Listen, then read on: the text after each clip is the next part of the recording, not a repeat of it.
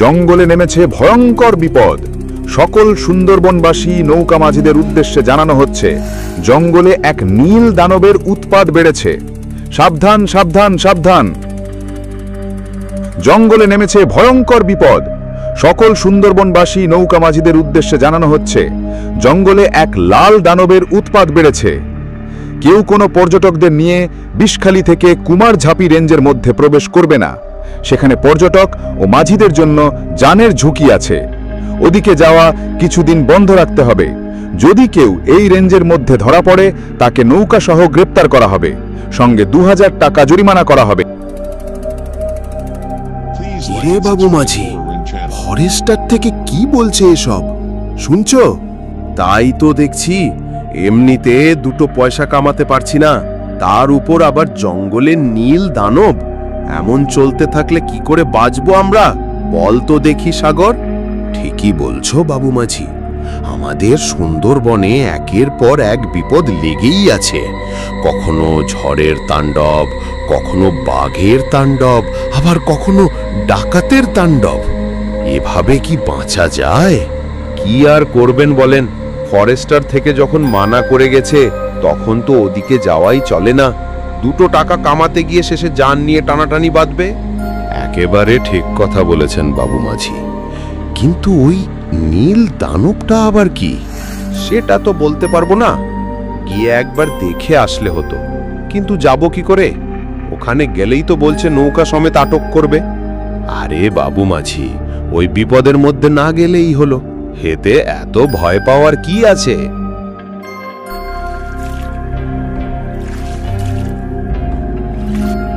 এই জুবিন, কোন দিকে যাচ্ছিস তোরা মাছ ধরতে?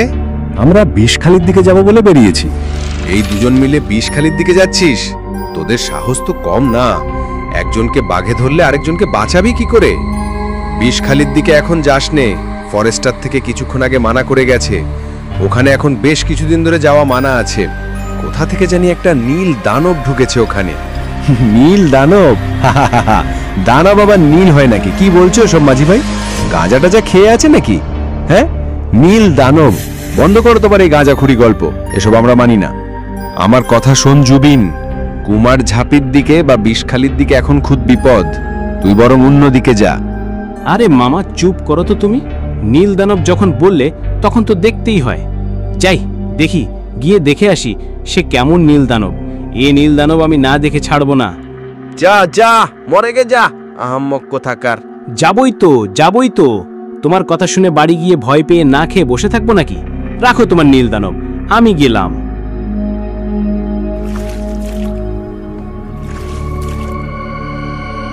বুঝলে রিন্টু, কদিন ধরে খুব ঘুরতে যাওয়ার ইচ্ছে করছে। চলো না কোনো জায়গা থেকে একটু ঘুরে আসি। ঘুরতে যাবে বলছো? একদিন গেলেই হলো, তা কোথায় যাবে? আমার এই শহর অঞ্চলে ঘুরতে তেমন অত ভালো লাগে না।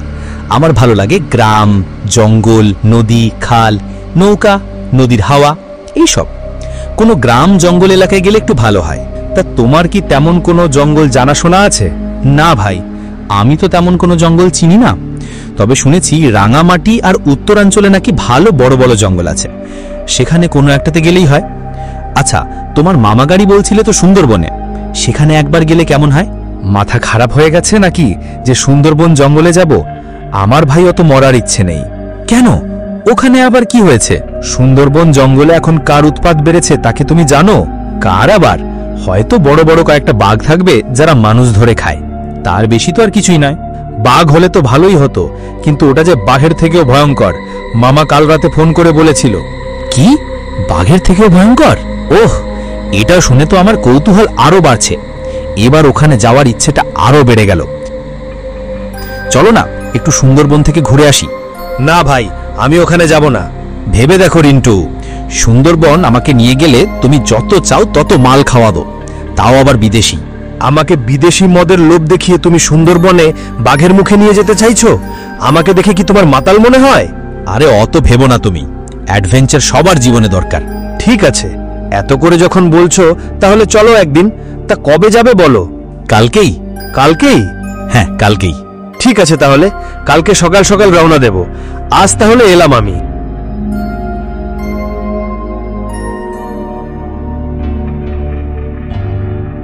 মাঝি দাদু, বলছি আমাদের একটু কুমারঝাপির দিকে ঘুরতে নিয়ে যাবে?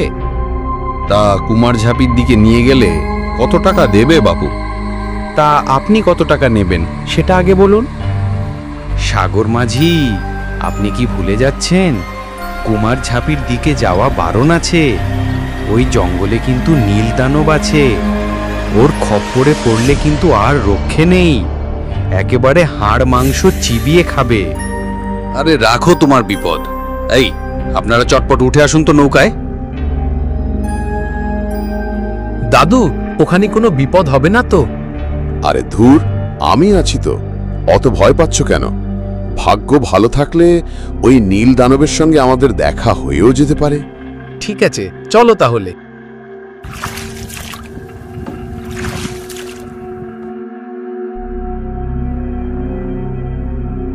মাঝি ভাই, ও মাঝি ভাই। হ্যাঁ হ্যাঁ, বলো, কোথায় যাবে বাবু তোমরা? আমরা এসেছি অনেক দূর থেকে, আমাদের একটু জঙ্গল ঘুরে দেখাতে পারবেন? হ্যাঁ, আমরা খবর শুনেছি জঙ্গলের কোথায় যেন নীল দানবের উৎপাত বেড়েছে। আমরা সেখানেই যেতে চাই। খবরদার বাবু, ওই জঙ্গলে যেও না। ওই জঙ্গলের অবস্থা এখন ভালো নয়। ফরেস্টার ডিপার্টমেন্ট থেকে বারণ করে গেছে। ওখানে যে যাবে তার নৌকা সমেত গ্রেফতার করা হবে। কেন? কি হয়েছে জঙ্গলে? জঙ্গলে ওর অত্যাচার অনেক বেড়েছে। যে একবার ওই জঙ্গলে যাচ্ছে সে আর বেঁচে ফিরছে না। তা আপনারা কোথা থেকে আসছেন বলুন তো দেখি? আমরা আসছি নওগাঁ থেকে। ও, তাই কিছু জানেন না, আর কিছু জানতেও হবে না। আপনারা ভালো চান তো বাড়ি ফিরে যান, এটাই আপনাদের পক্ষে ভালো হবে। তাই করো আরিফ, চলো আমরা বরং বাড়িই ফিরে যাই। এসব কি বলছো তুমি রিন্টু? তাছাড়া মাঝি কি দেখে তো মাতাল মাতাল লাগছে, একদম তোমার মতো। তবু আমার মনটা কেমন কেমন করছে আরিফ। আরে ছাড়ো তো সব, এই নাও মাল খাও। কি মাঝি ভাই, তুমিও একটু খাবে নাকি বিদেশি মদ? দিলে একটু দাও, অনেক দিন বিদেশি মদ খাইনি। হাড়িয়া খেতে খেতে আমার মুখটা কেমন যেন হাড়ির মতো হয়ে গেছে। এটা তুমি দারুণ বলেছো। হাড়িয়া খেতে খেতে তোমার মুখটা সত্যি হাড়ির মতো হয়ে গেছে, আর বুদ্ধিটাও তেমন হাড়ির মতোই হয়ে যাচ্ছে। আমাদের ওই নীল দানবের জঙ্গলে নিয়ে গেলে তোমাকে অনেক টাকা দেব, আর পেট ভরে বিদেশি মাল খাওয়াবো। জুবিন মাঝিও কারুর পরোয়া করে না। কুমার ঝাপির দিকে গিয়ে সাগর মাঝি আজ তো ভালোই কামাবে, আর আমি ঘাটে বসে বসে মশা মারবো না। আমার ভয় পেলে চলবে না, আমাকেও কিছু ইনকাম করতে হবে। আরে ও মাঝি ভাই, অন্যমনস্ক হয়ে কি ভাবছো? আমাদের নিয়ে যাবে কি না? এমন সুযোগ কিন্তু বারবার আসবে না। তা বাবাজিরা, তোমাদের আমি ওই নীল দানবের জঙ্গলে নিয়ে যেতে পারি। তাহলে তোমরা আমাকে কত টাকা দেবে? এই, আমরা দুজনই আছি, তার মানে তোমাকে 4000 টাকা দেব। ওরে বাবা, এ তো অনেক টাকা, তার উপর আবার বিদেশি মদ। আজ সকালে যে কার মুখ দেখে উঠেছি।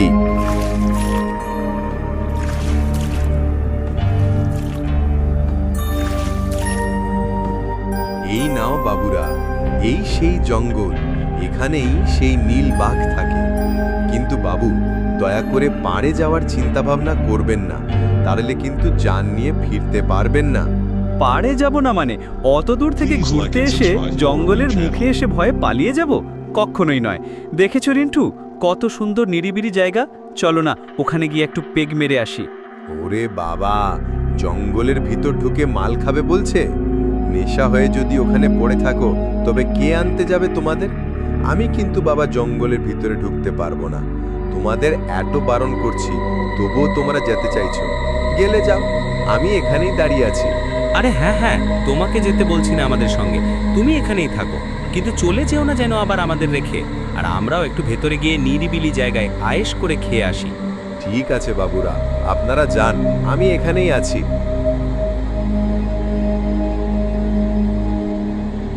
আরিফ, এই বিপদের মধ্যে এতটা রিস্ক নেওয়া কি ঠিক হবে?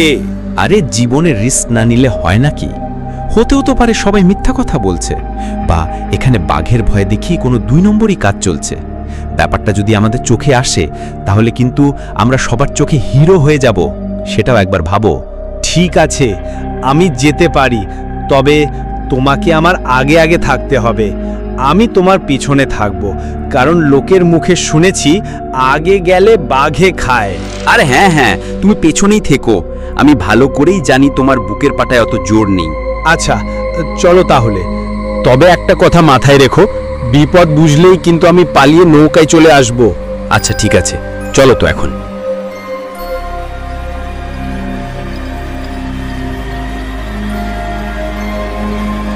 এই কে আপনি? এই ভয়ঙ্কর জঙ্গলের মাঝখানে আপনি একা কি করছেন? এই জঙ্গলের নাম শুনলে মানুষের রক্ত ঠান্ডা হয়ে যায়, আর তার মধ্যে আপনি একা কি করছেন? তোমরা এখান থেকে শিগগিরই পালাও। এটা কিন্তু সেই নীল বাঘের জঙ্গল। ও এখানে এসে পড়লে প্রাণ নিয়ে ফিরে যেতে পারবে না। দেখেছো রিন্টু, আমি বলেছিলাম না, এখানে কোনো নীল বাঘ নয়, এখানে অন্য কোনো চক্কর চলছে। আর যারা নীল বাঘের নাম করে এই জঙ্গলের মধ্যে চক্কর চালাচ্ছে, এ তাদেরই একজন। থামো, তোমরা ফালতু কথা বলো না। তোমরা কিচ্ছু জানো না, তাই এসব কথা বলছো। এ জঙ্গলে আমি কোনো চক্কর চালাই না। আমি এ জঙ্গলের প্রহরী। আমি বহুদিন যাবত এই জঙ্গলকে রক্ষা করেছি। এই, এক্ষুনি বলো তোমার সর্দারের নাম কি, আর তোমরা এই জঙ্গলে নীল বাঘের ভয় দেখিয়ে কি করছো? না হলে এক্ষুনি গুলি করে মাথার খুলি উড়িয়ে দেব তোমার। তুমি আমাকে মারা তো দূরের কথা, আমার শরীরটাও স্পর্শ করতে পারবে না। মতলবটা কি আপনার বলুন তো? আমরা না হয় পালিয়ে গেলাম, কিন্তু আপনি এখানে কি করছেন? নাকি বাঘের ভয় দেখিয়ে আমাদের তাড়াতে চাইছেন? মতলবটা কি আপনার?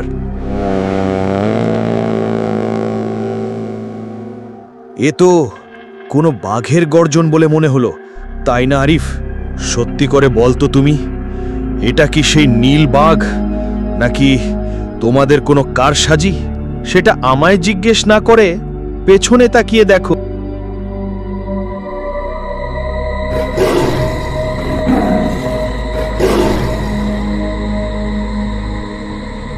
ছেলে দুটো গেছে তো অনেকক্ষণ হয়ে গেছে, কোথাও কি মাল খেয়ে পড়ে আছে নাকি?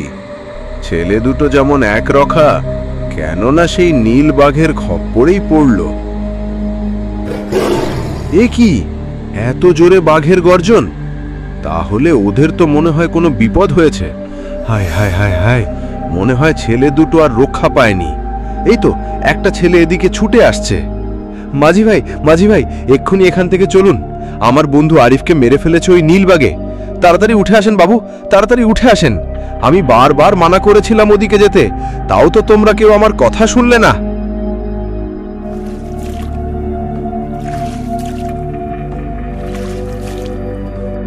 ভয় পেও না, ওই নীল বাঘ আমাদের আর কিচ্ছু করতে পারবে না। এবার বলো তো, জঙ্গলে কি দেখলে? জঙ্গলে ওই নীল বাঘ ছাড়াও আরেকটা লোককে দেখলাম, যার কথা আমার ঠিক সুবিধার মনে হলো না। সেই লোকটার সঙ্গে কথা বলতে বলতেই হঠাৎ আমাদের সামনে চলে এলো সেই প্রকাণ্ড নীল বাঘ, আর এসে ঝাঁপিয়ে পড়ল আরিফের গায়ে। তারপর আরিফকে নিয়ে জঙ্গলের ভেতরে চলে গেল। তা এখন আপনি কি করবেন বাবু? এবার বলো তো, এখন কোথায় নিয়ে যাব তোমাদের? ভাই, আমি আর কোথাও যাব না মাঝি ভাই, আপনি আমাকে একটু ঘাটে পৌঁছে দেন। আমি এখান থেকে সোজা বাড়ি যাব। অসংখ্য ধন্যবাদ ভিডিওটা দেখার জন্য।